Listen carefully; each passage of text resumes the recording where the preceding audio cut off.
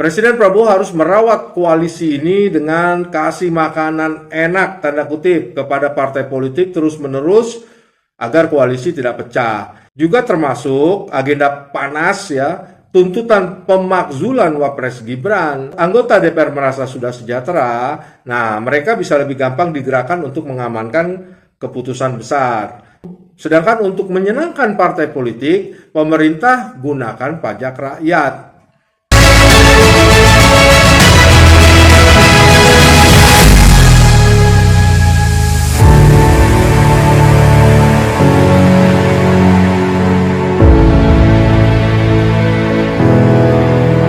Assalamualaikum, halo squad nalar. Kali ini gue mau ngobrolin dua headline yang bikin nalar rakyat terganggu.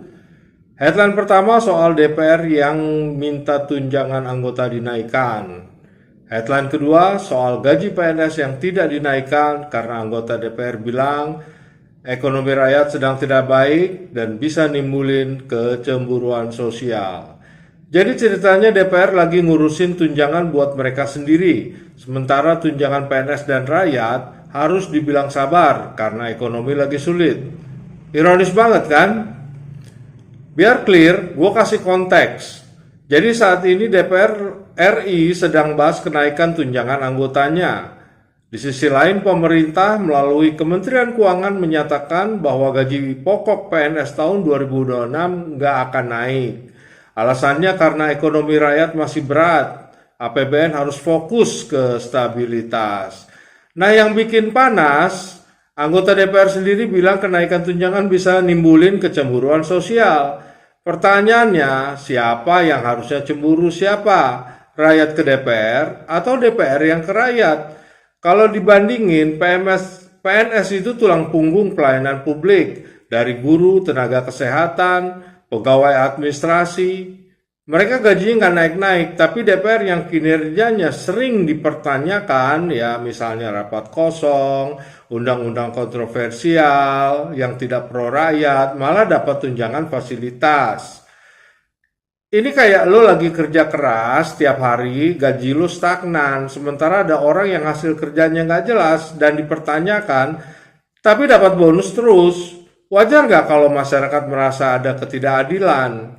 Lo mau tahu nggak gaji anggota DPR RI dibandingkan dengan negara lain, misalnya anggota DPR Malaysia, Thailand, Filipina, gajinya lebih rendah dari DPR Indonesia. Sementara DPR Singapura lebih tinggi dari DPR Indonesia, tapi kinerja mereka super ketat, transparan dan disiplin. Artinya secara nominal gaji DPR RI udah termasuk gede. Pertanyaannya apakah kinerja DPR udah sebanding dengan kinerja DPR di negara-negara kawasan ASEAN? Nah, sekarang kita tarik ke realitas. Harga beras naik, cabai naik, kebutuhan pokok nggak stabil, Gen Z makin banyak yang nganggur kena PHK, fresh graduate juga sulit cari kerja. UMKM struggling ya karena daya beli turun. Kalau PNS saja diminta sabar, gimana rakyat kecil? PNS masih dapat gaji tetap, nah rakyat kecil gimana? Ini jadi ironis banget ketika DPR justru minta tambah tunjangan, kayak ada dua dunia yang beda, dunia elit dan dunia rakyat. Sekarang kita lihat dari sisi politik. Kenaikan tunjangan DPR ini bukan soal sekedar angka diselip gaji. Ada beberapa lapisan kepentingan di baliknya. Pertama soal konsolidasi internal. DPR itu lembaga politik, bukan perusahaan. Loyalitas anggota sering dibangun lewat fasilitas. Jadi ketika tunjangan naik, ada kesan bahwa anggota partai yang duduk di DPR itu menguntungkan. Jadi ini bisa bikin kader partai politik itu lebih betah ya, lebih patuh pada pimpinan partai dan lebih solid dalam ambil keputusan. Anggota fraksi yang coba-coba bela rakyat tapi melawan garis kebijakan partai akan berpikir ulang, takut di PAW dan kehilangan banyak fasilitas. Kedua, soal bargaining dengan eksekutif. Jangan lupa DPR punya fungsi budgeting dan legislasi. Kalau mereka dapat hadiah ya tanda kutip atau kenaikan fasilitas, bisa aja itu bagian dari deal politik agar hubungan DPR dan pemerintah ini tetap harmonis. Jadi ini bukan soal gaji, tapi soal ruang tawar-menawar kekuasaan. Jangan lupa loh, defisit APBN juga porsi utang itu adalah salah satu yang mesti pemerintah dealkan dengan DPR bila mana melampaui aturan yang berlaku.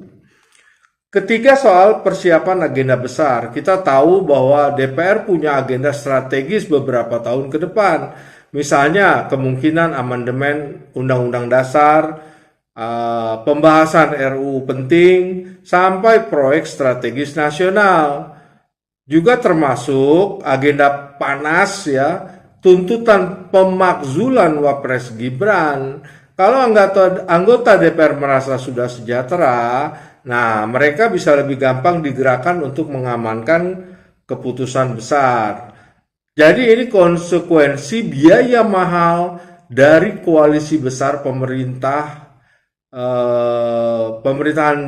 Presiden Prabowo ya. Presiden Prabowo harus merawat koalisi ini dengan kasih makanan enak tanda kutip kepada partai politik terus-menerus agar koalisi tidak pecah. Masalahnya, kalau ini benar sebagai strategi politik, apakah rakyat dilibatkan dalam pertimbangannya? Atau rakyat cuma jadi penonton yang disuruh maklum? Sedangkan untuk menyenangkan partai politik, pemerintah gunakan pajak rakyat. Ya, kalau kita tahu bahwa John Rawls, ya seorang filsuf politik, penemu teori keadilan pernah bilang, kebijakan publik seharusnya diukur dari dampaknya terhadap mereka yang paling lemah. Kalau rakyat kecil semakin sulit, sementara pejabat tambah nyaman, itu berarti sistemnya gagal memenuhi prinsip keadilan sosial. Ya, juga Bung Hatta, Bapak Proklamator Indonesia pernah bilang, korupsi timbul bila mana pemimpin tidak lagi merasa dekat dengan rakyat. Ya, juga Amartya Sen, peraih Nobel Ekonomi 1998 pernah bilang, keadilan itu tidak hanya soal distribusi materi, tetapi juga soal rasa keadilan dalam masyarakat. Jadi menurut lo, bro, gimana nih soal anggota DPR yang minta naik gaji dan tunjangan? Gimana menurut lo, Squad Nalar? Layakkah DPR naik gaji dan tunjangan?